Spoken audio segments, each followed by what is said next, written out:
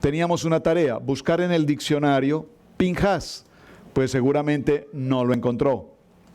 Pero como usted es una persona recursiva, va en su diccionario y busca Finés, y encontrar en Finés el sinónimo de Pinhas y toda la biografía y la descripción, aunque obviamente el libro de Números nos relata y varios aspectos tenemos que ver. En la tarea de esta semana, para el estudio bíblico devocional, dejamos otra tarea. ¿Cuál era? ¿Cuál es la diferencia entre el celo y los celos?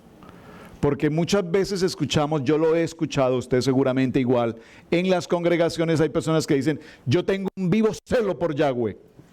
Y como yo tengo un vivo celo por Yahweh, no voy a callar lo que mis ojos vieron. Y yo vi a mi hermano cometiendo este acto. Y entonces lo tengo que reportar, y lo tengo que delatar, entonces la pregunta es, ¿celo o es chisme? ¿Me explico? Entonces, cuando hablamos del celo, tenemos que diferenciar celo de celos. Y quiero por un momento, Camilo me está ayudando allí, ¿ya lo podemos hacer? Hay una canción hermosa que la hemos cantado y como dijo muy bien la hermana Mari hoy en su principio de la alabanza, dijo, muchas veces cantamos y cantamos y cantamos y cantamos canciones tan bellas que no tenemos la menor idea de qué es lo que cantamos. Entonces estamos perdiendo el tiempo, porque el propósito de cantar y con estas canciones nuevas que estamos aprendiendo tan hermosas es también que aprendamos un poco el lenguaje y aprendamos hacia dónde estamos caminando. Hay una canción que canta el hermano Paul Wilbur que es tengo celo de ti, tengo celo de Sión. Tengo celo de Sión, mejor, sí, correcto. Celo de Sión, ¿la tienes? Veámosla un momento y escuchen la letra, por favor. Tengo celo.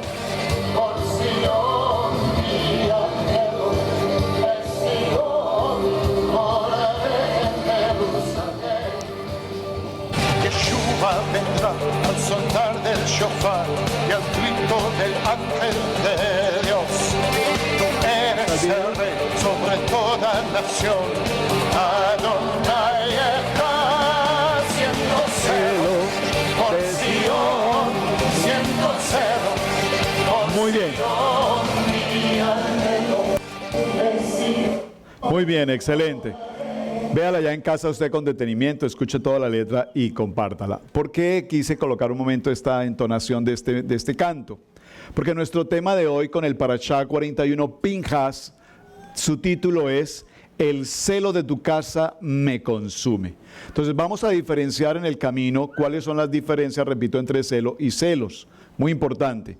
Y algo muy importante, cuando estamos, repito, en las canciones, en los cantos, y estamos aprendiendo en hebreo algunas palabras, no sé si usted al tener las imágenes alcanza a leer lo que está en hebreo, lo que está en español y qué es lo que estamos cantando. Porque hoy en la canción que tuvimos esta mañana vi esta frase tan maravillosa: Adonai Mahashenu, U Goalenu, Yeshua Meshihenu, Bithu Bo. ¿Qué significa Bithu Bo? Significa confía en él. Bithu Bo, confía en él. Dígalo conmigo, Bithu Bo, confía en él. ¿De acuerdo? Entonces cantamos esos cánticos, pero realmente el propósito es que aprendamos una palabra nueva en nuestros corazones. Ahí yo creo que tenemos la letra completa, se las voy a colocar, o la hermana Mari la coloca en el mensajero, ¿verdad?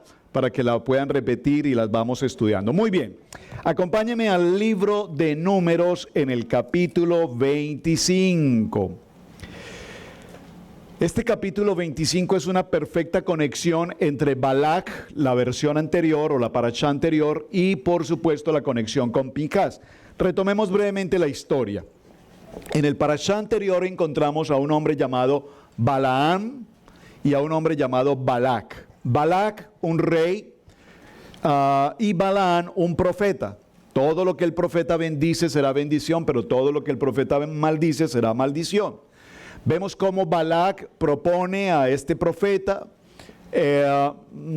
pagándole unas sumas altas de dinero, que venga hasta el lugar donde se puede ver todo el pueblo de Israel en sus tiendas, el tabernáculo, y lo maldiga.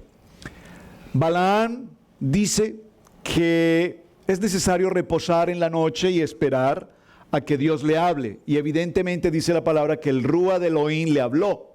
Explicamos la semana anterior, si lo recuerda, y es muy importante que lo tenga presente, que una cosa es que el Ruach HaKodesh esté dentro de mí, y otra cosa muy diferente es que el Ruach HaKodesh o el Rúa de Elohim esté cerca de mí. ¿De acuerdo? Es muy importante eso.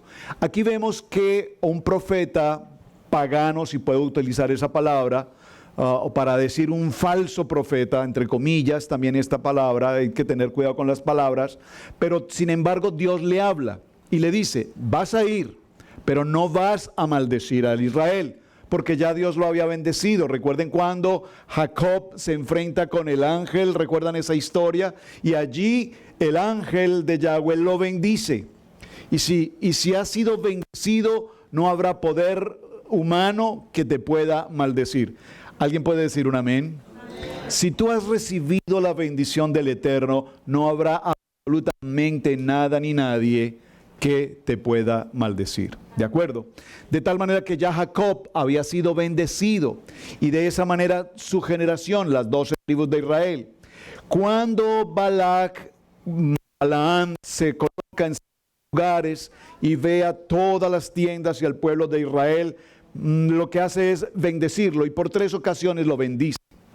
Pero a la final del texto del parashá anterior se sucede algo muy interesante, y es que Balaam deja una palabra muy sutil, deja una palabra en el corazón de Balac y dice, lo único por lo cual Dios se podría retirar de Israel es si su pueblo entrase en inmoralidad, en pecado.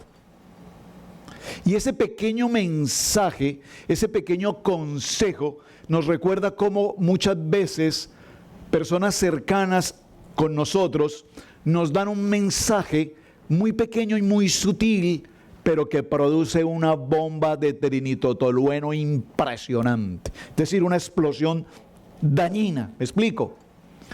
Me captan esto. Una pequeña porción de C4, de nitrotolueno, cuando explota, destruye lo que tenga que destruir. Y es exactamente esto. ¿Qué hay de malo con una cervecita, hombre? Erwin, ¿qué hay de malo con una cervecita, hombre? ¿Qué hay de malo con un whiskycito? ¿Qué hay de malo con una bailadita? Es que en esa iglesia les prohíben bailar.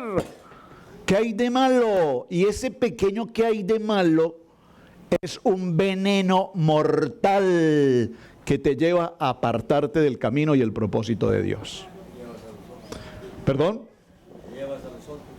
Y por supuesto contagiar. Por eso la palabra dice, una manzana podrida pudre todas las demás. ¿De acuerdo?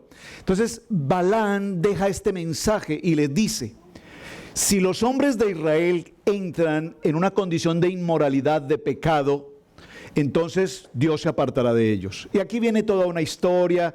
He leído algunos de los midrash. Los midrash son muy interesantes, pero no olvidemos que estudiar los midrash son bonitos porque nos cuentan una historia, pero no nos podemos apartar del texto bíblico, de lo que la palabra nos dice. Amén. Y dice que se prepararon campañas, tiendas. El pueblo de Israel viene de ser un pueblo que transita permanentemente durante 40 años por el desierto. Ellos están acostumbrados al desierto, al sol de temperaturas elevadas y al frío profundo en las noches. Es una cosa muy particular en los desiertos. ¿Han notado eso? ¿Usted ha ido alguna vez al desierto? Sí, permanentemente pasamos por desiertos. Y durante el día es una calor impetuosa y durante la noche un frío congelante. En el desierto, los israelitas lo único que veían eran situaciones así, pero sin embargo ellos cultivaban en el desierto y obtenían cosecha. Qué cosa tan maravillosa, ¿verdad? Porque la presencia del Dios eterno estaba con ellos. Pero cuando ellos llegan a este lugar en Sittim, ellos ven al pueblo moabita. a un pueblo moabita que tiene toda esa generalidad. Vimos de dónde viene el pueblo moabita, ¿lo recuerdan? De las relaciones incestuosas entre Lot y sus hijas, de los cuales venían hijos de Moab y los hijos de Amón, los amonitas y los moabitas y toda esa historia. Y Amalek y Babel y todo esto. Pero aquí hay algo interesante, y es que cuando los hijos de Israel, que no son un pueblo guerrero, vencen a los poderosos de la tierra, la gente dice, ¿cómo es que estos que no son guerreros, que no tienen ninguna experiencia de guerra, de armas, de formación, ahora son un pueblo poderoso? Porque Yahweh está con ellos. Pero además de las guerras y de vencer, logran obtener, ¿qué más? Riqueza, porque se apoderan de todo lo que ellos logran en estas batallas. Ahora, este pueblo de Israel es un pueblo extremadamente rico. Y cuando llegan a Sittim, encuentran a un pueblo moabita organizado, vamos a decir, tienen ciudades, tienen avenidas, calles, el mall, ¿verdad? Y eso empieza a impactar los ojos de esta gente. Ahora, ellos tienen poder adquisitivo, tienen riqueza, pero no tienen esa cultura. Cuando ellos pasan hacia ese lugar a hacer compras, dice la historia que llegan a las tiendas los hombres van de shopping, las mujeres se quedan en casa. Digan amén, varones. Los hombres van al shopping, y cuando van al shopping los atienden en la puerta principal mujeres de edad, mujeres mayores, y los invitan muy sutilmente a pasar al interior del shopping. Pero cuando están en el interior del shopping les empiezan a ofrecer vino. Los reciben con vino, con mucha elegancia. Y en el interior de las tiendas están las niñas, las hooters. Hooters. Los restaurantes Hooter aquí atienden con niñas en chores. Es una cosa tan curiosa. Vaya a un restaurante, tienen que atender a uno en chores. ¿Cómo sabe? Me han contado. Me han contado. Pues uno pasa por ahí y pregunta, ¿qué es eso? ¿Qué es eso? Un restaurante. Y en el interior de esas tiendas, oye, qué pregunta tan cauciosa. Perdóneme un segundo, por favor, discúlpenme, por favor. Hay agua por allí, por favor. Entonces, y es parte de la cultura americana, entre otras cosas, no se preocupen, es parte de esta cultura. Depende de la mentalidad, depende de la mente, es una buena defensa, depende de la mente, no. Entonces ingresan al lugar, les empiezan a ofrecer vino consagrado a ídolos, vino embriagante, por supuesto, y el vino consagrante viene con la situación de niñas muy lindas que están allí recibiéndolos, y una cosa viene con la otra y terminan en un problema de inmoralidad sexual. Me causa mucha curiosidad porque leyendo la Biblia, usted ha estado leyendo este texto, note que la palabra que se utiliza aquí es fornicación. Pero yo me pregunto, ¿y por qué no se utiliza la palabra adulterio? ¿Por qué fornicación? Es una muy buena pregunta. Entonces me pregunto, es que solamente, recuerden, fornicación solo son relaciones sexuales entre parejas solteras. Eso se llama fornicar. Cuando son relaciones entre personas casadas, digo, no esposos, sino es hombres o mujeres casados en relaciones ilícitas, se llama adulterio. Pero cuando la Biblia nos menciona la palabra en este texto, no nos dice y el pueblo de Israel y los hombres de Israel adulteraron, o debería decir adulteraron y fornicaron. Nos habla aquí solamente de fornicación, lo que indica, según el texto, que quienes visitaban estos lugares eran los jóvenes, o los hombres no comprometidos, digamos, en matrimonio. Lo interesante para esta historia es notar, y aquí no quisiera entrar en el detalle porque la historia es muy interesante, pero no era solamente que entraron y fornicaron. No, simplemente no fue una relación sexual. Las relaciones sexuales con las moabitas eran relaciones rituales. Atención a esto, eran un rito, no era que tenían relaciones sexuales. Era una manera en que las mujeres embriagaban a los hombres, y una vez embriagados y llegaran a las relaciones sexuales, hacían toda una serie de ritos paganos inmorales, ofreciendo su sexualidad y el sexo pervertido a los dioses. Entre esas relaciones sexuales paganas e inmorales e inmundas estaba, por ejemplo, cómo ellos tenían esas relaciones No lo puedo pronunciar en el púlpito. Son palabras dantescas, pero sucedieron. Es decir, era algo totalmente apestoso. Entonces, la contaminación del pueblo de Israel no solamente fue una fornicación inmoral, sucia, baja, indigna, inmoral en todo el sentido de la palabra. Por lo tanto, el pecado no es pecado grande o pecado pequeño, era un pecado extremadamente asqueroso. ¿Están conmigo? En esta historia, recordemos, estoy parafraseando toda la historia para que definamos hacia dónde vamos a llegar hoy. Recordemos que hay un hombre, Sinrim. Sinrim es el líder de una de las tribus más importantes, Simeón.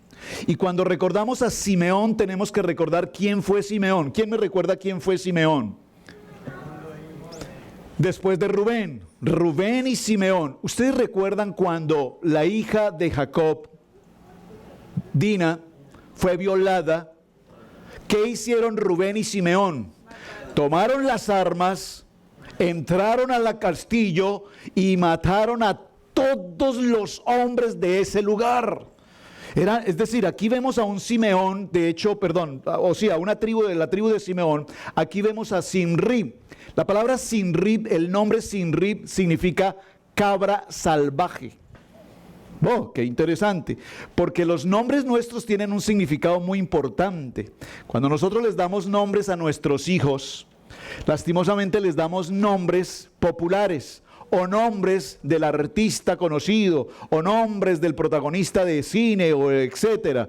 Pero lo que no nos damos cuenta es que al darle un nombre, les estamos dando nombres, en su mayoría nombres totalmente paganos, con una cultura y con una enseñanza o con un mensaje totalmente fuera de la palabra. ¿De acuerdo? Ahora, sería interesante esto porque hoy, por ejemplo, ya nosotros cuando conocemos la palabra damos nombres a nuestros hijos y les damos ya nombres más proféticos. ¿Ya? Hoy hablamos de Samuel, David, Daniel, Isaías, ¿verdad?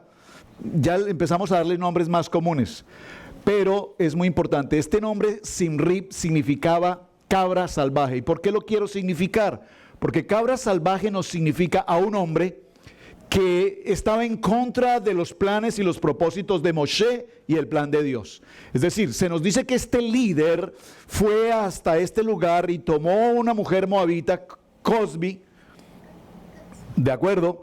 Y esta mujer Cosbi no era cualquier muchachita de pueblo.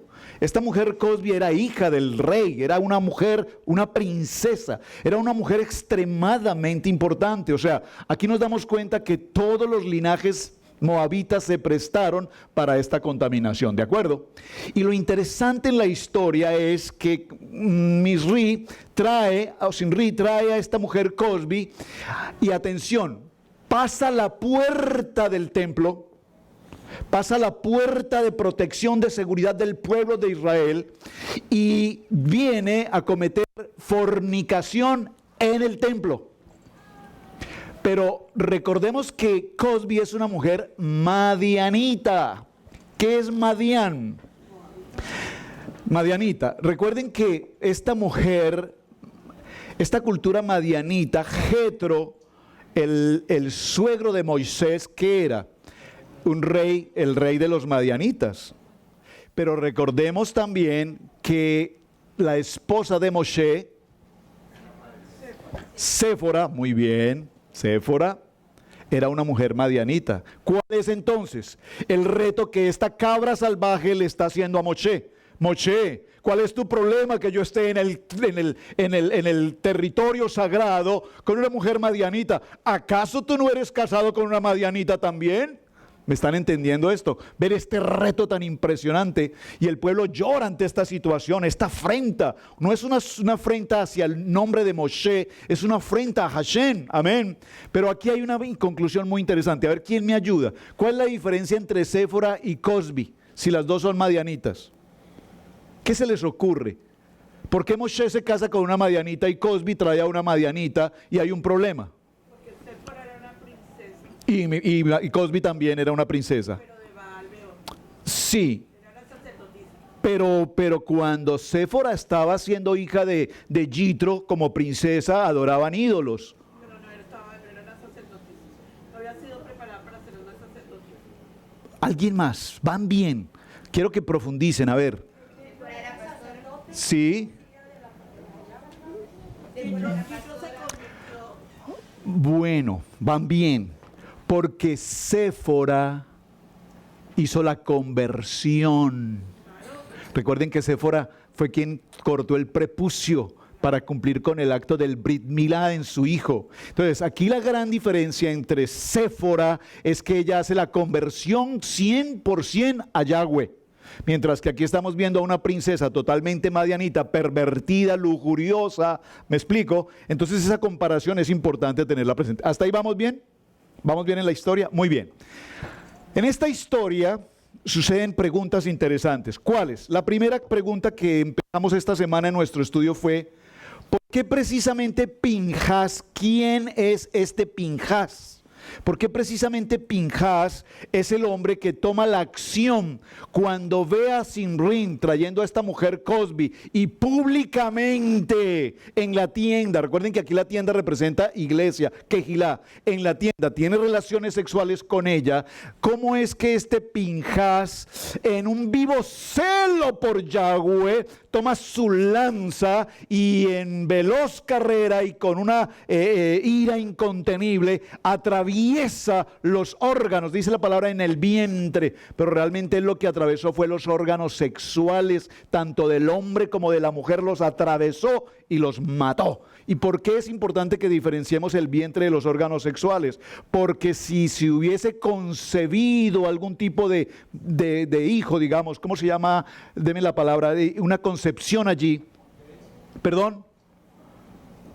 Si se hubiese producido una concepción entre Senri, una fecundación, gracias, esa palabra me gusta. Si se hubiese producido fecundación en ese momento, estaríamos hablando del pueblo Kadosh con un pueblo totalmente pagano y de lo cual habría una relación totalmente pecaminosa. Entonces, la acción de Pinhas al matar por los órganos sexuales al hombre y a la mujer es destruir absolutamente todo pecado. ¿Están conmigo? Vean lo interesante de esta historia. Pero seguimos en la pregunta. Entonces vamos a Números capítulo 25 para empezar a buscar respuestas al tema que estamos tratando y ya vamos a ir con algunas gráficas. Amén. Veamos. 25:10, por favor. Entonces Yahweh habló a Moshe diciendo, observen, Finés, Pinhas, hijo de Eleazar. ¿Quién es Eleazar? El hijo del sumo sacerdote, del Coel Gadol, Aarón. Eleazar es hijo del sumo sacerdote. Entonces, Pinhas, ¿quién es? El nieto de Aarón. Muy importante. Sin embargo, Pinhas no tenía por herencia la condición de ser sumo sacerdote. Solamente era un levita del templo. Era un levita del templo. Vamos despacio. ¿Vamos bien hasta allí? Ha hecho apartar mi furor de los hijos de Israel, llevado de celo entre ellos, por lo cual yo no he consumido en mi celo a los hijos de Israel. Toda esta situación tan grave había ocasionado que el Padre Eterno estuviese en un furor contra el pueblo de Israel al punto de quererlo desaparecer por completo ante esta inmoralidad. Sin embargo, el celo, observen, perdónenme que repita tanto la palabra, el celo en Pinhas permitió que el furor del Dios Todopoderoso se calmase. ¿De acuerdo? Y aquí hay una pregunta, conversábamos con mi hijo Camilo esta mañana, pero ¿cómo es que Dios se sintió en paz cuando Pinhas mató a esta gente? Es decir, esa acción de matar le produjo paz a Dios. ¿Es un Dios de violencia, de muerte? ¿Ven lo interesante de la pregunta? Entonces la pregunta sigue siendo el fondo. ¿Por qué Pinhas fue el hombre que cometió esta acción? ¿Por qué no lo hizo Moisés? ¿Por qué no lo hizo Rubén? O los rubenitas, o a través de las tribus de Judá o de Isaacar. ¿Por qué Pinhas? De hecho, de paso, recuerden que Pinhas es de la tribu de Leví. Muy importante que tengan presente esa información. Y Sinrín es de la tribu de Simeón. Ya lo mencioné, ¿verdad? Sinrín, Simeón, el que mató a todos aquellos en la violación de su hermana. O sea, veníamos de ese concepto de violencia. Y Leví, servidor del templo. ¿Hasta ahí vamos bien? Verso 12. Por tanto, diles, aquí yo establezco mi pacto de paz. Dígalo conmigo, pacto de paz. un pacto de paz eterno con él, y tendrá él y su descendencia después de él el pacto del sacerdocio perpetuo. Diga conmigo, Shalom, Leolam, paz para siempre. Shalom, Leolam, paz para siempre.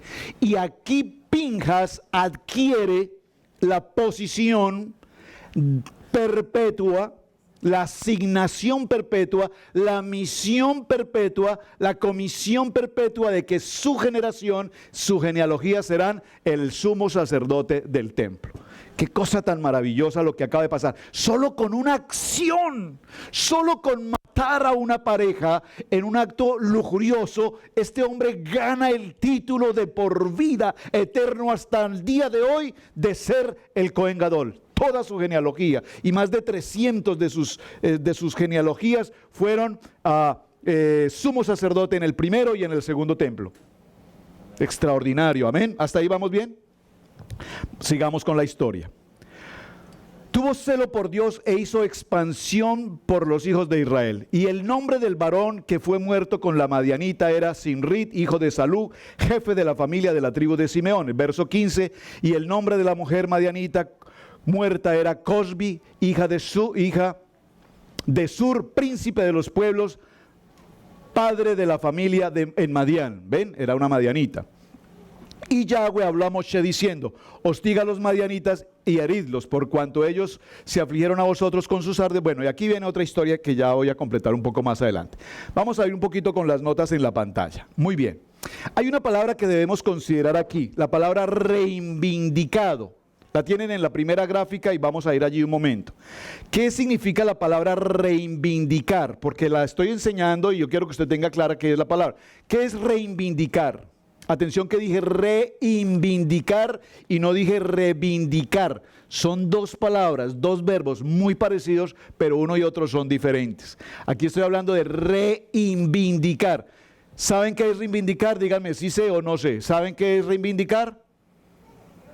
No sabemos, digan, no sabemos. Lean. Se los voy a leer. Diccionario de la Real Academia de la Lengua Española dice, reivindicar, según el diccionario de la Real Academia de la Lengua Española, es aclamar, reclamar a lo que se cree tener derecho. Muy interesante. Cuando usted reclama por algo, usted está reivindicando. Algunos son reivindicadores y algunos son revoltosos. Pero tanto el uno como el otro están reclamando por algo que ellos creen tener derecho. ¿De acuerdo? Es reclamar por algo que se cree derecho, argumentar en favor de algo o de alguien, reclamar la autoría de una acción. Por su parte, la palabra reivindicar, ahora la palabra reivindicar significa defender a quien se haya injuriado. Entonces, reivindicar es reclamar un derecho y reivindicar es estar en favor de alguien que ha sido afectado. ¿Estamos bien? Entonces, la reivindicación también puede asociarse a la recuperación que llega después de una caída o de una pérdida. Y aquí tomé una gráfica del hermano, el pastor Walter, que me gustó mucho el ejemplo técnico y sencillo. Cuando un partido de fútbol, el hermano Lucho que le gusta tanto el fútbol, yo no sé si tanto el fútbol, pero por lo menos el de Costa Rica sí.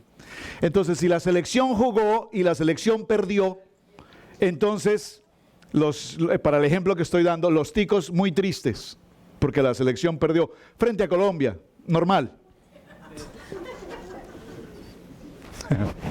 Pero,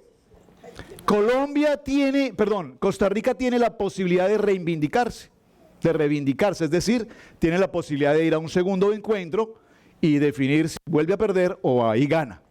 ¿Me están captando el ejemplo? Entonces es para entender un poquito la historia y me parece un ejemplo muy interesante, sencillo y fácil de entender. En el antiguo Medio Oriente, las últimas palabras de un padre eran bendecir el futuro de sus hijos. Observen, aquí hay algo muy interesante que vamos a notar. Pinjas cumple con una acción valerosa. Acompáñenme por un momento al primer libro de Crónicas, capítulo 9, verso 20. Primer libro de Crónicas, ¿lo tienen? Si alguien lo tiene listo, me lee por favor el texto. Primer libro de Crónicas, capítulo 9, verso 20. El primero que lo encuentre, lo lee por favor. Y Finés, hijo de Eleazar, fue antes capitán sobre ellos, y Yahweh estaba con él. Entonces, estamos definiendo, ese texto usted márquelo por favor, y cuando esté en Números 25, cuando usted esté en Números 25:10, que es el texto que estamos leyendo, coloque una notica con su lápiz que diga Primera de Crónicas 9:20. Usted tiene que tener claro este texto, porque este texto nos va a mostrar qué es lo que está pasando en esta historia. Aquí vamos a encontrar la respuesta. ¿Por qué razón Pinjas fue precisamente el hombre quien cumplió con esta labor? Atención. Primero libro de Crónicas, capítulo 9, verso 20, dice: Pinjas, hijo de Eleazar, fue antes capitán sobre ellos y Yahweh estaba con él. ¿Lo leyeron conmigo? ¿O les doy tiempo para que lleguen a primer libro de Crónicas? ¿Ya lo tienen? Miren, hermanos, no hay nada más hermoso, de verdad se los digo, que poderlos ver a todos ustedes con su Biblia buscando. Hoy lastimosamente se ha dado esa moda de la tecnología, las pantallas, la gente va a las congregaciones, no llevan Biblia, la gente espera que en la pantalla les coloquen lo que sea. No, la Biblia, aquí están las pantallas también, pero vaya por favor a su Biblia, busque y subraye, porque es parte de nuestro estudio de Shabbat y de nuestra preparación personal. Primer libro de Crónicas, capítulo 9, verso 20, léalo conmigo, leámoslos todos pues. Dice, a ver, y Finés, hijo de Eleazar, fue antes capitán sobre ellos y Yahweh estaba con él. ¿Qué significa esta historia? ¿Qué nos dice este texto? Este texto nos está dando la respuesta a la gran pregunta: ¿por qué Finés? ¿Por qué Finés, Pinjas, era el jefe, el capitán de seguridad del templo? Del Mishkan, gracias. ¿Están conmigo? Entonces, la labor, la función de Pinjas era con su guardia, con la guardia del templo. ¿Cuál era? Que absolutamente nada que fuese pecado podía pasar por las puertas del templo. Porque es una afrenta, porque hay una profanación. Es decir, y el ejemplo también es sencillo: si un leproso llegase al templo sin anunciar que era leproso y pasare, y era sorprendido en el interior del templo con su lepra, inmediatamente debía morir. Entonces, si se le pasaba a alguien, a Pinjas o a su guardia, la guardia de seguridad del templo, estaban en una situación difícil porque ellos tenían la responsabilidad de cuidar. Cuando se les pasa nada más que Sinrín y Cosbi y tienen relaciones sexuales, pues, ¿qué pasó con Pinjas? Su celo. ¿Qué es su celo aquí? El temor de Yahweh.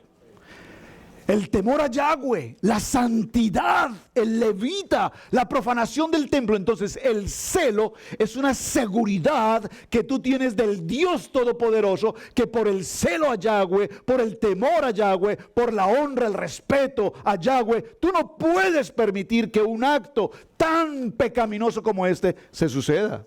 Entonces esa fuerza con la que él va y atraviesa dos cuerpos, porque atravesar dos cuerpos con una lanza, déjeme decirle que eso no es una cosa de coser, eso no es una aguja. Atravesar dos cuerpos, si alguna vez el hermano Miguel, que sabe, hermano Javier, que toman una res y la degollan y le cortan la piel y las desmenuzan, eso no es así haciéndole cariñitos, eso hay que darles, ¿o no? Se requiere fuerza para esto. Entonces aquí vemos que el celo es ese poder de guardar el nombre que es sobre todo nombre. Ese es el celo. Ahora, ¿quién me define los celos? ¿Ven? Hay una diferencia entre celo y celos. Ahora, ¿quién me define celos? Denme una idea de celos. ¿Quién? ¿Alguien? Aquí no hay celosos. Aquí no hay celosas. ¡Ja! Oigan, a ver, hermana Pili, celos. Celos es cuando uno siente, es el sentimiento. Bueno, ¿y qué más? Como cuando, ¿le doy un ejemplo? Sí, por favor. Estás autorizada, en la casa hablamos. Ay, perdón, hermanos, disculpen, no sé que estaba en vivo. Entonces, celo, la palabra en hebreo es kaná, que significa precisamente ese poder, repito, de proteger, de guardar. Pero la palabra celos dice, permítanme un segundo, celos. El diccionario define la palabra celos de dos maneras. El sentimiento de inquietud. Un sentimiento de inquietud. Yo tengo un sentimiento de que algo no está pasando, que algo está mal, que algo... Yo veo a mi esposa todo el día en el celular y escribe y chatea y no se despega y yo no sé con quién es que escribe. A mí no me envía un solo texto para decirme si estoy vivo. Pero no se despega ese bendito celular y le timbra el teléfono y le timbra el teléfono y yo no sé quién la llama si ella no conoce a nadie. Entonces empieza una cosita ahí en el corazón a palpitar, algo está pasando. ¿Eso estás diciéndolo para mí? No.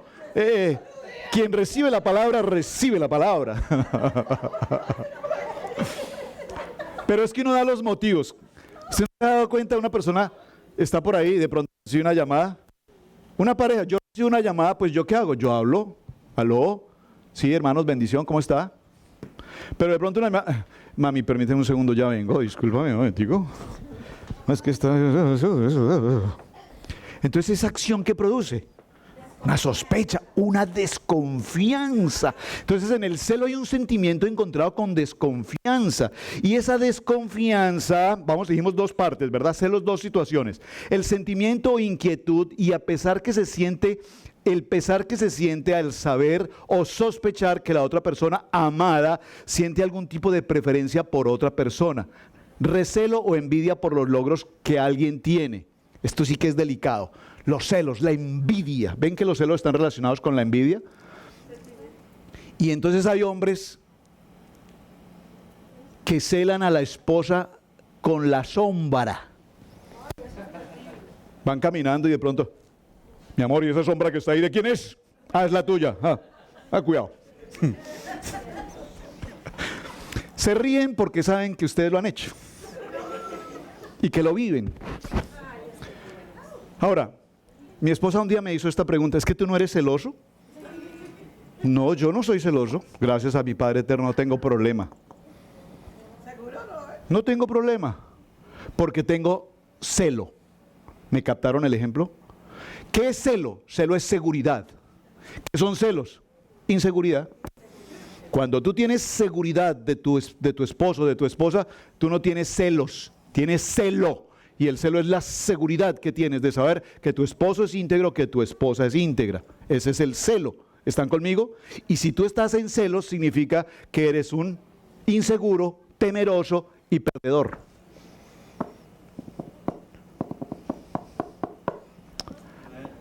Dejémoslo ahí.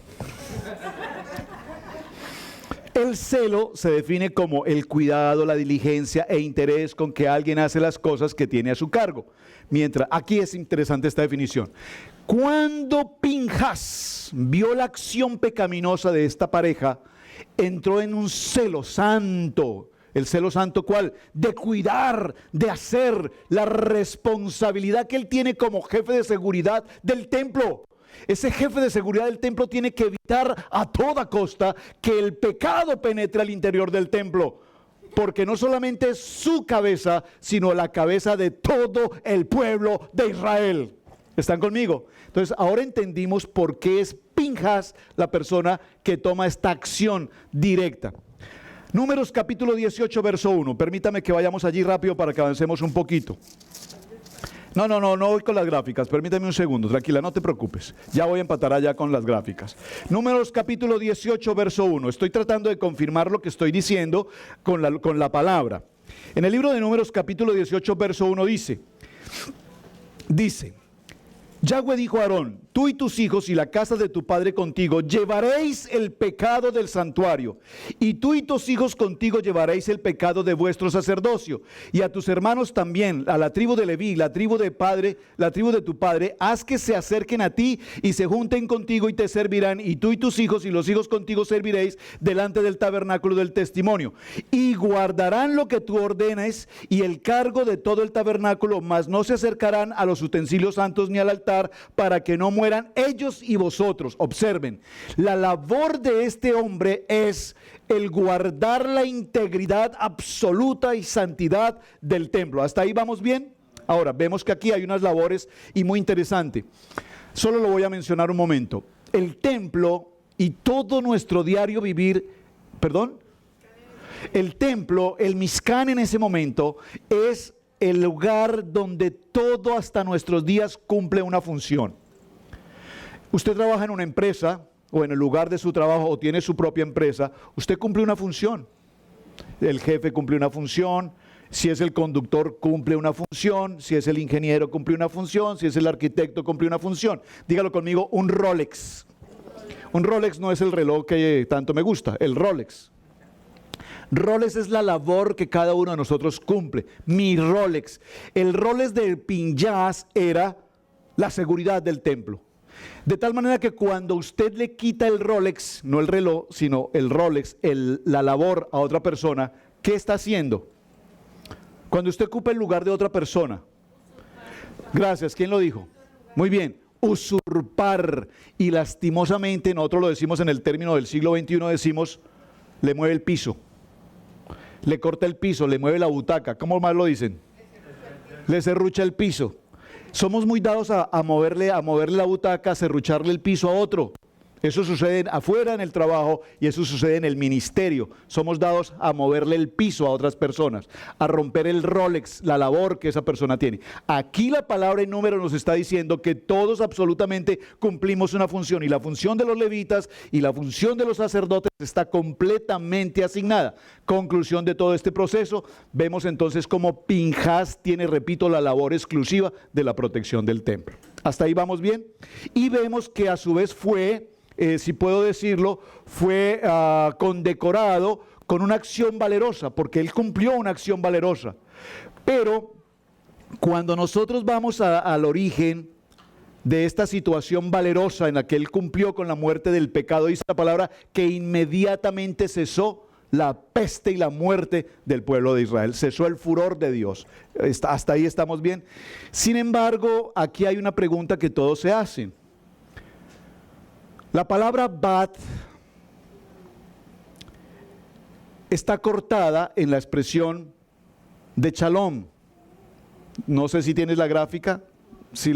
No quería entrar a ese detalle, pero solo para mencionarlo. ¿Por qué para mencionarlo? Porque algunos se preguntan, pero ¿por qué razón Pinhas, aunque fuese el jefe de seguridad, actuó de una manera tan inmisericordia? O sea, realmente lo que hizo fue que fue y los mató. ¿Por qué no simplemente dijo, no, momentico, llevémoslo a un juicio? Este es un líder de la tribu de Simón. Hagamos un juicio, presentémoslo delante del pueblo y consideremos si hay que matarlo, hay que matarlo.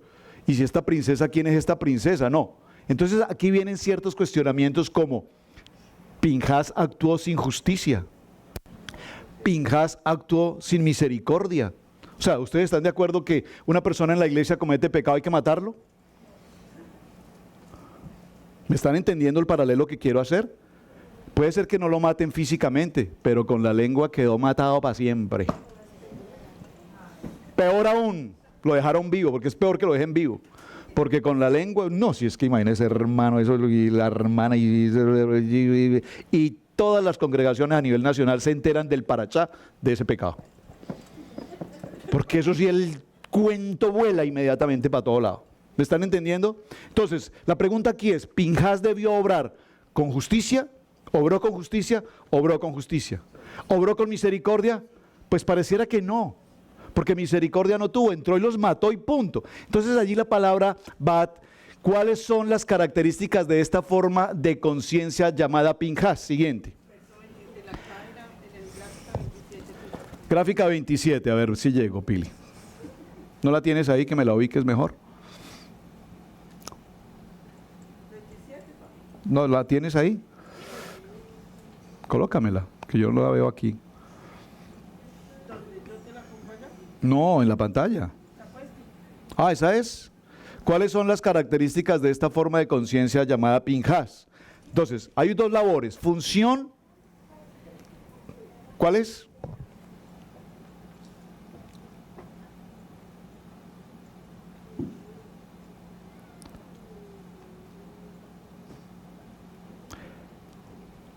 Permítame, que es que el pastor como no es celoso.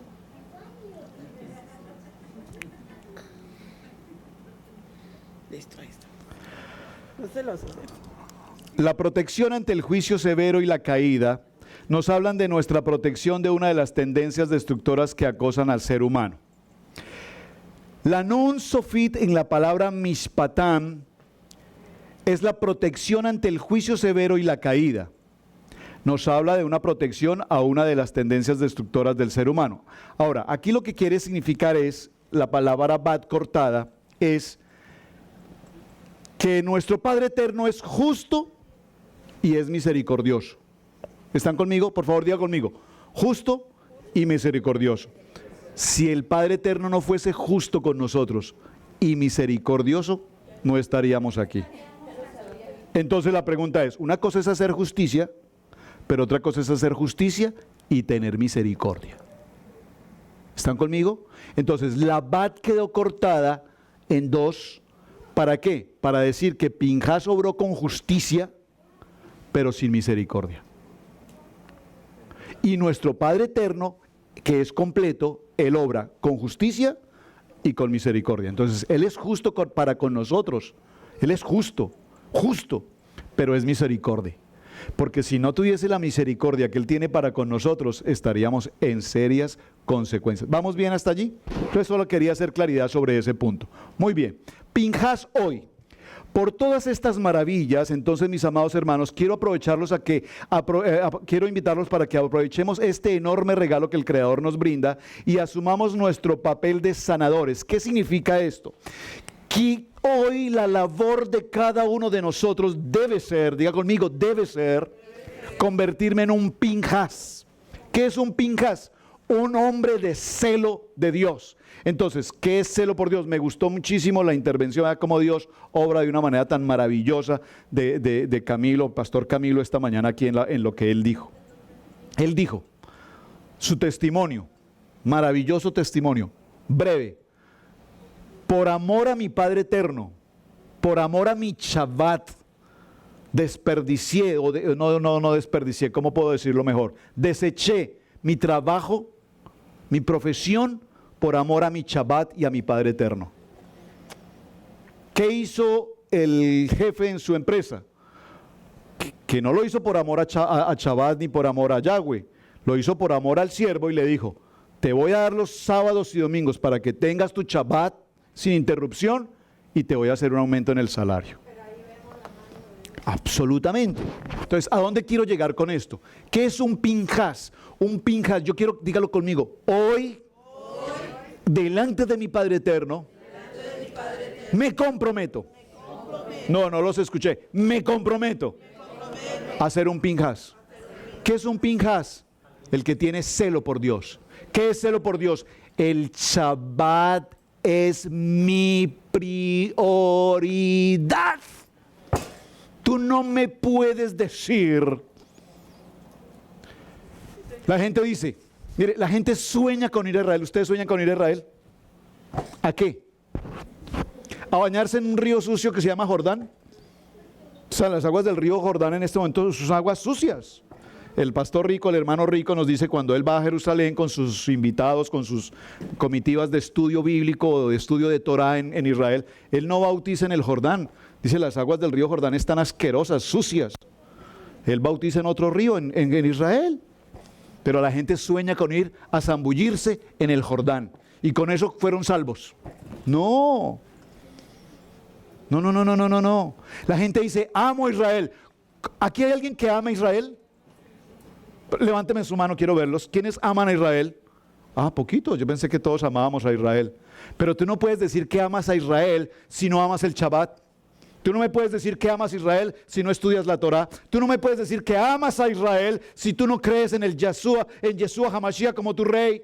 ¿Me están entendiendo? Entonces, todo el mundo sueña con ir a Israel. Aman a Israel, pero odian a Yeshua, no quieren saber de la Torah y desconocen el Shabbat. Y si eso pasa entre millones de personas, entonces, ¿quiénes son los que realmente aman a Israel? ¿Me están entendiendo esto? Entonces, dígalo conmigo, Pinhas tiene un celo poderoso por su cumplimiento a los misbot de la Torá. Y el más importante, mire hermanos, el más, esto no lo sabíamos nosotros hace mucho tiempo. El Padre Eterno trabajó con nosotros, nos lo tuvo que revelar, hasta que fue parte de nuestra vida. Y hoy tenemos claridad en nuestros corazones que Shabbat es el primer lugar en mi vida. Para ser bendecido, no puedes canjear, cambiar, cruzar, negociar tu Shabbat con ninguna otra cosa. Mientras que esto no sea tu prioridad, no podremos ver la gloria de Dios. Por muy buen creyente, mire, no se trata de ser el mejor ofrendador, el mejor diezmador, no. ¿Están conmigo? ¿Estoy siendo muy fuerte? No. Gracias, hermana Elizabeth. Gracias. Porque yo sé que esto es fuerte, hermanos. Yo sé que esto es difícil. Pero si realmente entramos, ¿de qué nos sirve tener un talí? ¿De qué nos sirve ponernos una kipa? ¿De qué nos sirve celebrar Sukkot? ¿De qué nos sirve celebrar Pesá? ¿De qué nos sirve hacer todas estas actividades si no cumplimos con el único mandato que dice el Padre Eterno? Recordad de cumplir este mandato, Shabbat. ¿Están conmigo? Entonces, por encima de toda circunstancia, eso es Pinhas, un defensor de la palabra, un defensor cuando nosotros sabemos. Mire, la palabra no se defiende, usted no necesita defender la palabra. La palabra se defiende sola. Yo soy enemigo de entrar en controversias cuando estoy con personas o visito una casa y la persona dice, pero entonces la Trinidad y entonces esto y la Biblia y los apócrifos. Yo no entro en esos temas en discusión con nadie. ¿Qué defiendo yo? Levítico 23, el cumplimiento a la santa convocación. Defiendo Levítico 23 porque está escrito, es una ordenanza permanente. Pero la gente entra en unos detalles, como decía el Señor, y si se lavan las manos, y si no se lavan las manos. ¿Me están entendiendo? Entonces Pinhas tomó un control absoluto de una situación pecaminosa y aunque era su función y su labor, ejecutó esa acción y cortó ese pecado, esa maldición del pueblo de Israel. Muy gracias por la pregunta. La siguiente pregunta y final de esta historia es, ¿murió Pinhas? ¿Quién me contesta? Muy interesante. No hay bíblicamente una palabra, en la Biblia no nos dice ni cómo, ni cuándo, ni en qué momento, ni dónde, ni de qué manera murió Pinhas. Ese tema no lo voy a continuar, solo se los dejo allí porque es un tema muy interesante y es muy extenso y solamente tengo 1 hora para terminar. Entonces, la Biblia a un hombre tan extremadamente importante que ahora va a ser sumo sacerdote y toda su genealogía, el Cohen Gadol, ¿cómo es que la Biblia nunca nos dice qué pasó con él? Pero aquí hay algo muy interesante, que sí se los voy a decir, se los digo. Se los digo, eso sí se los voy a decir. Aunque no nos dice que él haya muerto, nos dice por qué razón Pinhas obró de esta manera tan fuerte. ¿Por qué? Por el celo. Por el celo, repítalo, por el celo de Yahweh. Mucho más adelante encontraremos a un hombre llamado Elías. Tenías la idea, Elías. Y Elías está en una cueva. Elías no tiene papá, Elías no tiene mamá, Elías no se sabe de dónde apareció Elías. La Biblia no dice de dónde está la genealogía de Elías. Entonces los estudiosos rabínicos dicen que este Elías es ese mismo Pinhas. Vean qué cosa tan interesante. Baruch Hashem, ¿verdad? Hermana Mari, Baruch Hashem. ¿Y cómo se puede establecer eso? ¿Qué hace Elías en esa cueva? Y el que dice, el celo por Yahweh. Y ese celo por Yahweh, ¿quién lo dijo? Pinhas. ¿Ven lo interesante? Entonces, si uno hace ese paralelo y encuentra esas coincidencias tan maravillosas, podemos entrar a concluir esos detalles. Repito, no voy a entrar más allá porque, ¿perdón? ¿Quién más sintió celos, hermana Pili? Yeshua Hamashia, amén, amén. Cuando Jesús entró al templo, ¿qué sintió? Celo por el Padre. Y mi casa la han convertido en una cueva de ladrones. Ese celo. Tengo celo. Muy bien. Esa es la primera parte y tengo que entrar a la segunda rapidito. ¿Me permiten? Para no dejarlos con la mitad de la tarea. Gracias a la hermana Elsa, que está con nosotros, porque ella me contestó la tarea. Todas las tareas durante los últimos 3 años, todas me las ha contestado, absolutamente todas. Espero que esté pronto con nosotros aquí, ¿verdad? Porque ella anhela venir a estar aquí con nosotros. Si Dios lo permite, pronto la tendremos acá. Muy bien. La segunda parte de nuestro parachá aquí tiene un nombre maravilloso. Se llama Oseas. ¿Quién es Oseas? ¿Quién? ¿Quién? No, Oseas. Sí, ¿quién es Oseas? Josué, hijo de Num. Miren, después de los 5 libros de la Torá, dígalos conmigo: Bereshit, Shemot, Vayikra, Bamidbar, Devarim. Sigue Josué. ¿Ustedes creen que ese libro está colocado ahí después de 5 libros de la Torá por casualidad? Porque cronológicamente tal vez no sea el lugar que debería ocupar, pero ocupó el puesto precisamente. Usted termina de leer Torá y lo primero que usted encuentra es Josué capítulo 1, ábranlo por favor. O sea, termine Deuteronomio, cierra Torá y el primer libro que usted abre inmediatamente termina Torá es Josué. Ahora, atención a esto, tome nota de esto por favor, papel y lápiz. Voy muy rápido porque ustedes me acosan con el tiempo. Entonces yo les digo, busque acá y escriba y mire la pantalla y eso toda la vez. Yo no sé si lo puedo hacer, sincronice eso. Sí podemos. Josué, capítulo 1, después de que termina Torá, inmediatamente Josué. Oseas es su verdadero nombre. ¿Ok? Oseas significa el que salva. Miren lo interesante de esto. Si usted se va de esta reunión hoy con esta palabra, me siento muy agradecido con el Padre. Obsérvenlo. Oseas significa el que salva. ¿Quién le cambia el nombre a Oseas? ¿Moche? Un momentico. No. ¿Hijo de quién es Oseas? Hijo de Num. ¿Y por qué el que le cambia el nombre es Josué, Moshe, si es hijo del papá, hijo de Num? Pero ¿por qué le cambió el nombre? ¿Ven que esas son preguntas sencillas que tenemos que hacernos en la Biblia? El único que le cambia el nombre a un hijo es el papá. El papá. Y el papá lo bautizó Oseas y le puso el que salva. Pero Moshe... ¿Están conmigo? Les hago la historia. ¿Les hago la historia?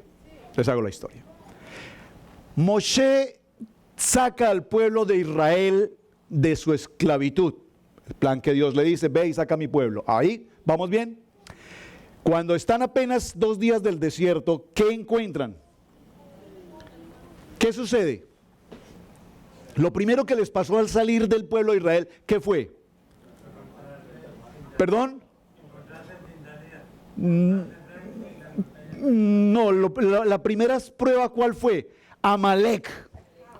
Amalek los ataca.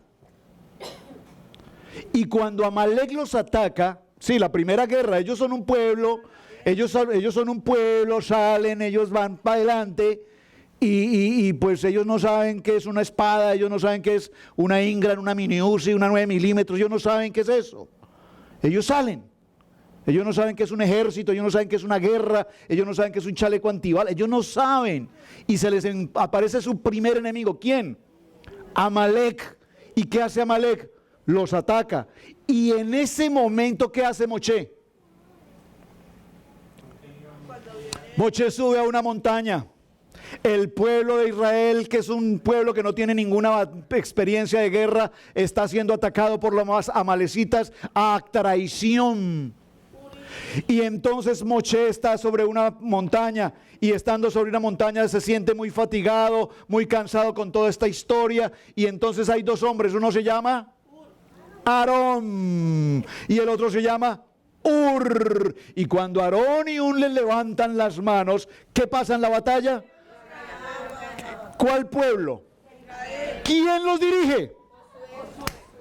¿Lo captaron? Óigame un momentico, este Josué que está apareciendo aquí no es ningún aparecido. Desde antes de que Moshe saliera de Egipto, ya Moshe sabía quién era Josué. ¿Están conmigo? Eso hace que veamos un aspecto interesante. Josué, y alguien aquí tiene que recibirme esta palabra, Josué se pegó de Moshe porque Josué sabía que Moshe era una conexión con Dios. ¿Usted me entendió esto? Hermano, usted no ande pegado de gente que no sabe para dónde va. Usted se pega de unos amigos que no le sirven sino para nada. Usted anda pegado de gente que no tiene dirección. Usted anda pegado de gente arruinada, de gente sin sentido, de gente mal hablada, de gente sin visión, de gente sin... Cuando usted tiene ese tipo de amigos, amigos, ¿para qué enemigos? Y si usted tiene esa clase de gente al lado, o los tiene en su Facebook, delete. No delete a sus amigos, delete Facebook. Un día me dijo un amigo, uy, pastor, completé 3,000 amigos en Facebook. Y el día que estuve en el hospital me dijo, y ni uno ha llegado. Ni me han escrito siquiera. 3,000. Qué injusticia, qué vergüenza. Usted no tiene amigos en internet. Eso es una cosa virtual, eso no existe.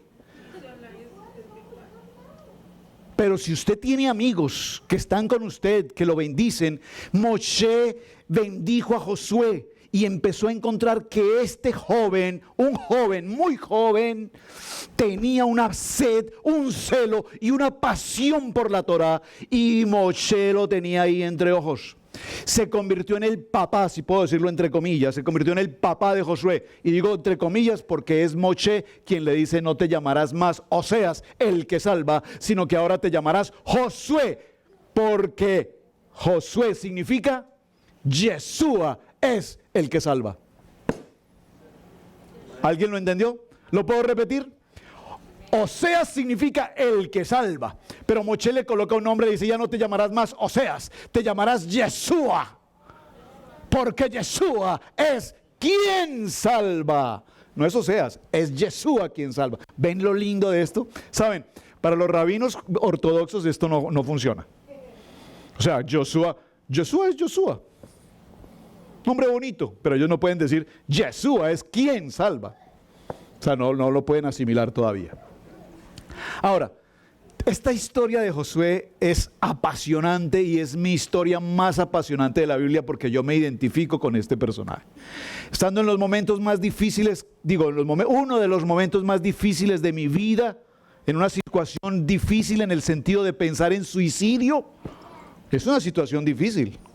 Yo sé que eso no les ha pasado a ustedes para la gloria de Dios, pero a mí me pasó.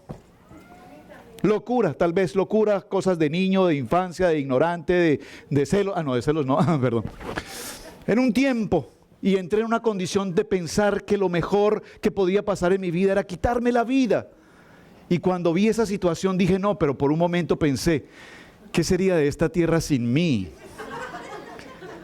¿Qué sería de esta tierra sin esta belleza? Dios mío, no puedo permitir eso. Y aquí estoy. A cambio de reírse, diga amén. Señora, aquí está esta belleza. Muy bien. Entonces, señora. Ay, gracias, hermana. Eres una fan extraordinaria, hermana. Pero de Yeshua. Amén. Entonces, sigamos con Yeshua. Sigamos con Yeshua. Gracias. Yeshua es de la tribu de... ¿De dónde? Yeshua, Yeshua Josué. Pues se pronuncia Yeshua, pero Yeshua o Josué, o Josué mejor, digámoslo, es de la tribu de... Muy bien. ¿Es importante eso? Extraordinariamente importante. Ahora, ¿quién es Efraín? el hijo de José, Efraín y Manasés, hijo de José. Y José es hijo de Jacob. Están conectando todo esto. ¿Por qué es importante que conectemos estos detalles? Vean que ustedes están pero a 1000 con la palabra. Excelente. Me siento orgulloso de esto, hermanos. Es importante porque desde que era muy pequeño vemos a Josué apegado a la vida de Moché, aprendiendo de Moché. Cuando Moché sube al monte 40 días, ¿qué hace Josué? Va con él. ¿Hasta dónde sube? Dice la palabra que como hasta la mitad de la montaña, ¿verdad? Y subió hasta la mitad de la montaña. ¿Y qué hizo Josué durante 40 días en la mitad de una montaña? Hacer un barbecue. ¿De qué se alimentó Josué? Usted sabe que es un hombre, un joven, un adolescente que acaba de vencer al ejército amalecita. No estamos hablando de cualquiera parecido. 39 batallas tuvo Josué y todas las ganó. Solo hubo una que no viene al caso, no la perdió. Su pueblo fue desobediente, digamos, mejor. Ocasionó 6 muertes, pero fue por la desobediencia del pueblo, no porque perdió la batalla. Todas las ganó. Atención, Josué se queda a la mitad del camino y Moché se va, pero Josué no tiene problema. Ahí se queda. ¿Hasta cuándo se queda? Hasta que Moché bajó. Pero Moché no le dijo, regreso en 2 minutos. O sea, que nosotros los hispanos tenemos, dame un minutico y ya llego. Y un minutico son 3 horas. ¿Verdad? Sí, en un minutico llego y pasan 2 horas y este dijo que un minutico y no aparece. Es que un minutico pueden ser 3 horas, un día. Y Moché le dice, Josué, dame un minuto, ya regreso. Y pasan 40 días. Y cuando regresa, ahí está Josué. ¿Qué significa eso? Obediencia. Que Josué era un hombre fiel. ¿A quién? A Moché. ¿Están entendiendo esto, perdón? Y estuvo allí y seguramente que tuvo que pasar hambre, seguramente sí, ayunó exactamente ahí. Él sobrevivió 40 días, pudieron ser 80 días, él estaba ahí. Pero estando a la mitad del camino, Josué, ¿qué escuchó? Josué escucha una música, escucha bala, por allá, y él escucha, y cuando aparece Moisés le dice, Moisés, ¿qué le dice? Estoy escuchando que están atacando a nuestro pueblo. Él dijo, parece que están atacando a nuestro pueblo. Él no dijo, están de rumba. Observen la diferencia entre si hubiera dicho están de rumba o están atacando. ¿Cuál es la diferencia? Que si están de rumba los está juzgando, pero si los están atacando está preocupado por ellos. ¿Me captaron esto? Miren, este es un detalle único. Si él dice, Moché, ¿escuchas el pueblo? Están de rumba, estos enloquecieron, está hablando mal de ellos. Pero si le dice, Moché, me parece escuchar que están atacando a nuestra gente, hay preocupación en el corazón de Josué por el pueblo de Israel. Hay una preocupación, hay una situación tensa. Inmediatamente tenemos que bajar. Algo está pasando con nuestro pueblo. ¿Están conmigo? Entonces, estamos empezando a conocer el carácter y el corazón de Josué. Una fidelidad absoluta con Moché. Absoluta pertenencia e identidad con el pueblo de Israel. Regresan de expiar y explorar las tierras del Canaán. Y 10 de los hombres líderes de Israel se levantan y dicen, somos como langostas, ese es un pueblo de gigantes, allí no tenemos nada que hacer. Pero se levanta el celo de Josué y dice, no, un momentico, alto aquí todo el mundo, quietos. Nosotros somos más que vencedores, porque Yahweh está con nosotros. ¿Me están entendiendo? Y Caleb dice, sí señor, yo estoy contigo. Y los únicos que pasan a la tierra prometida ahora van a ser, porque el Padre se los prometió, Josué y Caleb. Los que tienen un vivo celo por la palabra. ¿Están conmigo? Entonces, este Caleb, este hombre Josué es un hombre muy interesante. ¿Por qué? Porque observen que se preocupa, se mantiene atento a su pueblo. Josué es el que está delante de todos. Josué es el que defiende. Dice la palabra que Josué es el siervo de Moisés. Josué es el que sirve dentro de todos los jóvenes por el celo de Jehová. Josué tiene celo por la palabra. Josué, dice la palabra, que la palabra no nos dice en ninguna parte que Josué se casó. Oh, atención con esto, muy interesante. La Biblia no dice que Josué se casó ni que tuvo hijos. ¿Están conmigo? Ya voy terminando. Josué, el que cambió su nombre fue entonces Moshe.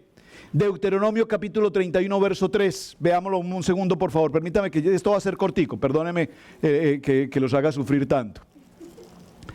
Pero esto es muy interesante porque la vida de Josué no la vamos a poder establecer lastimosamente toda hoy. Pero sí me parece interesante que no la podemos pasar por alto porque es parte de nuestro parachá en el día de hoy. Deuteronomio capítulo 31 verso 3. 31 verso 3. ¿Lo tienen? Dice la palabra. A ver, la leo para avanzar. Dice 31:3. Fue Moisés y habló estas palabras a todo Israel y les dijo: este día soy de edad de 120 años. No puedo más subir, salir ni entrar. Además de esto, Yahweh me ha dicho que no pasaré el Jordán. Yahweh tu Dios, Él pasa delante de ti, destruirá a estas naciones delante de ti y las heredarás. Josué será el que pasará delante de ti como ha dicho. ¡Wow! Usted tiene por favor un momento en su corazón esta circunstancia. Ya el Padre Eterno le dijo a Moshe: no pasarás a la tierra prometida. El que pasará delante del pueblo de Israel será Josué. La fidelidad de Josué, el celo de Josué. Pero pues para no atormentarlos, permítanme llegar a Josué capítulo 1 y vamos a cerrar allí. ¿Está bien? Wow, me queda la mitad del tema por tratar, la verdad, se los digo, lamento, el tiempo no nos da. O el tiempo sí nos dan, ustedes son los que no me dan, pero el tiempo sí da. Aconteció después de la muerte de Moshe, siervo de Yahweh, que Yahweh habló a Josué, hijo de Nun, servidor de Moisés, diciéndole, miren lo que le dice Yahweh aquí, observen, ¿quién le habló a Josué? El hecho de que Dios le hable a una persona lo coloca en una posición de alto nivel. Dios no le habla a todo el mundo. Mire, olvídese de esa historia que nos enseñaron en las iglesias tradicionales. Dios me habló, Dios me dijo. Uy, es que anoche Dios me dijo que les dijera. No. Esos son muletillas que tenemos lastimosamente, y luego con respeto porque yo alguna vez también lo dije. Como a mí alguien me lo enseñó, pues yo también lo transmití. Pero no, momentico. Aquí cuando Dios le habla a Josué o aquí cuando Dios le habla a Moshe, es porque les habló. Ese cuentico de que ahí Dios me habló. No, momentico. Para que Dios le hable, usted tiene que estar en el máximo nivel de obediencia con Yeshua. Y aquí, ninguno. Con todo respeto. Empezando por mí. ¿Están entendiendo? No estoy juzgando. Estamos en un proceso, pero nos falta mucha tela que cortar. ¿Están conmigo? Entonces, aquí cuando Dios le habla a Josué, Josué está en un nivel elevado. El nivel más alto en la Biblia lo tiene ¿quién? Moshe. Es el nivel más alto, obviamente, después de Yeshua, pero el nivel más alto, humanamente hablando, es el de Moshe. Pero vemos que aquí ahora Yahweh le habla a Josué. ¿Están conmigo? Al hablarle a Josué durante 14 ocasiones, se los voy a dejar de tarea, me lo traen el próximo domingo. No, el próximo domingo no. No, es que el próximo domingo es mañana. Mañana. Uy, qué salida tan rápida, ¿no? Gracias. Mañana me lo envían por texto. Las 14 ocasiones en las que Yahweh le habla a Josué. ¿Por qué es importante esto? Porque ahora Josué adquiere un nivel profético. Profético, dígalo conmigo, profético. Pero usted se da cuenta cómo ahora todo el mundo es profeta. Pastor Roberto Alfaro, pastor, maestro, profeta, evangelista, serafín, querubín y puntos suspensivos. Qué vergüenza y qué indignidad que una persona se coloque esos títulos tan santos para presumir de una cosa que no es. Porque el nivel de Josué y el nivel de Moisés eran niveles proféticos, porque Dios les hablaba directamente. Pero de ahí para abajo, nada que ver. ¿Están conmigo? Entonces, este punto que estoy leyendo parece muy fácil de tratarlo, pero es un tema muy delicado. Entonces ahora le dice, Josué, hijo de Nun, siervo de Moisés, diciendo, mi siervo Moisés ha muerto, ahora pues, levántate y pasa este Jordán, tú y este pueblo, a la tierra que yo les doy a los hijos de Israel. Yo os he entregado, como lo había dicho Moisés, todo lugar que pisare la planta de vuestro pie, desde el desierto y el Líbano hasta el gran río Éufrates, toda la tierra de los heteos hasta el gran mar donde se pone el sol, será vuestro territorio. Nadie, por favor, dígalo conmigo, nadie. Miren la palabra profética que recibe Josué de parte de Dios y le dice, nadie, Josué, nadie te podrá hacer frente en todos los días de tu vida, Josué, porque como estuve con Moisés, estaré contigo. ¡Wow! ¿Usted puede decir un amén a esto? Yo estoy por explotar, hermanos. Yo estoy por explotar con esta palabra. De verdad se los digo. ¿Qué momento? Diga conmigo, ¿qué momento? Porque observen, esto que está diciendo Yahweh a Josué no es cualquier palabra. Eso no le está diciendo que Dios te bendiga. Ahí no le está diciendo shalom. Le está diciendo, como estuve con Moisés, que los saqué de la tierra de esclavitud, que los pasé durante 40 años por el desierto, que estuve con la columna de fuego, que estuve con la nube, que estuve con el maná, que estuve en el monte Oreb, que los protegí de los amalecitas, que todo lo que hice con Moisés estuve con él, así estaré contigo todos los días de tu vida y nadie te podrá hacer frente. ¿Por qué razón Josué ganó todas sus batallas? Porque Yahweh estaba con él. Se lo prometió.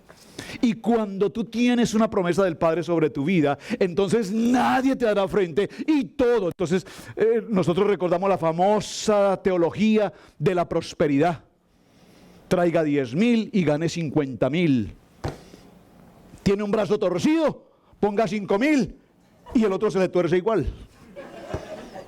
No, esas teorías que nos enseñaron lastimosamente con ese evangelio de prosperidad, nada tiene que ver. Aquí está la respuesta a una prosperidad santa. Y dice, nadie te podrá hacer frente. De cierto, dice, vayan al 5, nadie te podrá hacer frente todos los días de tu vida. Verso 6, esfuérzate y sé valiente, porque tú repartirás a este pueblo por heredad la tierra a la cual juré a sus padres que la daría a ellos. Solamente esfuérzate y sé valiente. ¿Saben cómo cuando una persona en el pueblo sefardita ocupa una posición? ¿Saben cómo lo ungen? Le dicen, Javier, a partir de ahora serás el líder de varones. Entonces dice, esfuérzate y sé valiente. Es la manera como los sefarditas asignan a un hombre una labor. Esfuérzate y sé valiente. No temas ni desmayes. Es el saludo sefardí. Qué cosa tan bonita, ¿verdad? Entonces le dice, esfuérzate y sé valiente, porque tú repartirás a este pueblo a sus padres. Verso 7. Solamente esfuérzate y sé valiente para cuidar de hacer conforme a toda la Torá que mi siervo Moisés te mandó. No te apartes de ella ni a diestra ni a siniestra. ¿Qué significa diestra ni a siniestra? ¿Qué hay de malo con una cervecita? ¿Qué hay de malo con una bailadita? ¿Qué hay de malo con una... ¿Qué hay de malo? A diestra y siniestra. No, un momentico. No te separes de tu palabra, de la Torá, ni aquí ni allá. ¿Qué hay de malo con un poquito de cerdo, con un chicharroncito, con una... ¿Qué hay de malo? Ay, veo caras por ahí. Entonces, para cuidar y hacer conforme a la ley de Moisés, no te apartes de ella ni a derecha ni a izquierda, para que seas... Mire, hermano, ¿usted quiere ser prosperado? Mire, a usted no lo prospera overtime, part-time, ni full-time. ¿Sabía usted eso? A usted lo prospera estudiar la Torah. ¿Quién lo dijo? ¿Quién dijo ese amén por allí? ¿Alguien dijo un amén? Ay, hermana Alicia, reciba esa palabra, llévese esa palabra con toda bendición hoy. ¿Lo puedo repetir como para que ella no quede tan solita? Lo único que puede prosperar tu vida y tu camino será que esta palabra de la Torá esté de día y de noche en tu corazón, que nunca te apartes de ella y que todo lo que tú empieces te saldrá bien, porque yo Yahweh estaré contigo y nadie te podrá hacer frente. Y quieres ser prosperado, entonces ama la palabra, vive la palabra y obedece esta palabra. He dicho. Uy, no, mucha televisión, hermana. He dicho no. Que Yahweh nos bendiga. Amén. Mira que te mando que te esfuerces y seas valiente. No temas ni desmayes porque Yahweh tu Dios estará contigo donde quiera que vayas. Miren, hermanos, estemos en pie. Reciban esta última palabra en pie. Hay milagros en la vida de Josué que difícilmente podemos entender. Moshe abrió el mar. ¿Recuerdan? ¿Qué hizo Josué? ¿Qué abrió? ¿Ah? El Jordán. O sea, el nivel de Josué aquí no estamos hablando de que cualquier... Aquí vemos a un Josué en un nivel muy elevado. Abrió el Jordán. Pero hay un milagro de Josué que ese es sobrenatural. ¿Cuál? Sol, luna, deténganse. ¡Wow! Diga así, ¡wow! Eso es poderoso, porque el sol y la luna, mire, cuando el sol y la luna se detienen, ¿qué sucede? ¿Cómo? Se detuvo el infinito, el universo, se detuvieron los planetas, las vías galácticas, el cosmos se detuvo, porque Josué levantó sus manos y dijo: en el nombre de Yahweh, mi Padre eterno, todopoderoso, sol y luna, deténganse. Y el sol y la luna se detuvieron. Entonces diga conmigo, ¿será profeta este Josué? Entonces los profetas de ahora es: hermano, vas a tener un taller nuevo, hermano. Te profetizo, hermano, que van a llegar muchas canales esta semana.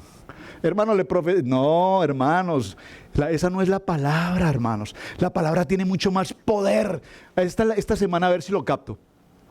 Esta semana alguien dijo, colocaron un letrerito en internet que me gustó tanto. Lo tengo por ahí, pero no me dan tiempo de buscarlo, no. Yo me acuerdo. Dice: la palabra profética no te promete carros. La palabra profética te promete esforzarte y ser valiente. Aleluya. Y esforzarte y ser valiente significa, dígalo conmigo, Shabbat, mi prioridad. Amén. Amén y amén. Muchas gracias, hermanos. Espero que hayan recibido una palabra. Vamos a celebrar nuestro Kiddush. Amén. Cerremos entonces con esta oración. Léala conmigo, está en sus pantallas. Léala conmigo fuerte, por favor. Baruch atah Adonai, Eloheinu melech haolam, asher natan lanu Torah emet. Bachayei olam natan. Bendito eres tú, Adonai, nuestro Elohim, Rey del universo, que nos diste una Torah de verdad, implantándonos entre nosotros la vida eterna. Bendito eres tú, eterno Dios, que nos das tu Kadosh Torah. Amén, amén y amén. Amén. Tomen su talit. Un momento en sus manos. Y vamos a hacer un momento, aunque ya lo hemos hecho, volvámoslo a hacer, la oración por nuestro hermoso manto de oración. Cuando usted tiene ese manto, colóquelo al frente, porque estas letras que están aquí son Kadosh. Las letras hebreas son letras celestiales, Kadosh. Baruch atah Adonai Eloheinu melech olam, asher kidenadu bemizbato besinadu lehidatev besit tzitzit. Bendito eres tú, Adonai Eloheinu, soberano del universo, que nos has santificado con tus mandamientos y nos has ordenado envolvernos en tu Kadosh tzitzit. Pasen por favor a la mesa, hermanos, y vamos a lavarnos nuestras manos. Digan, varones, mujeres que tienen que representar su casa sacerdotal. Bendito eres tú, Yahweh, Dios nuestro, Rey del universo. Vayan lavándose sus manos. Que santificas con tus mandamientos. Limpio mis manos con pureza, porque tu bondad está hoy, cada día, delante de mis ojos. Gracias a la intercesión de Yeshua, mi sacerdote. Aleluya. Gracias, eterno Padre. Gracias, mi Amén. Dios, Rey celestial. Bendito Dios. Dios. En este momento hacemos una oración para separar lo mundano de lo sagrado.